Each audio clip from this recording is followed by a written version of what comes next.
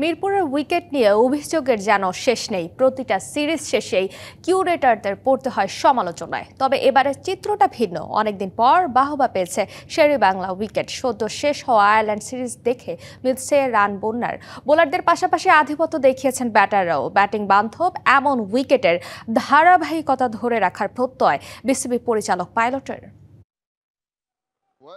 5 দিনে মিরপুর টেস্ট যেতে পারে, অনেকের কাছে এটাই যেন অকল্পনীয়। শেষবার 2022 সালে শ্রীলঙ্কার বিপক্ষে খেলা গড়িয়েছিল 5ম দিনে। এরপর এই মাঠে হয়েছে মোট 5টি টেস্ট, সবকটি ম্যাচ শেষ হয়েছে 4 দিনের মাঝে।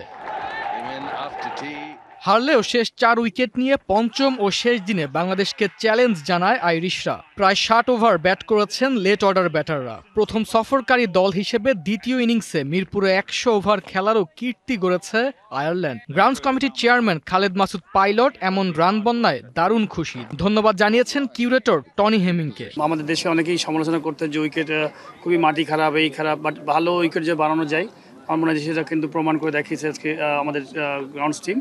এবং আমি মনে করি যে আমাদের কিন্তু এরকম টাইপের উইকেটেই আসলে ক্রিকেট খেলা উচিত।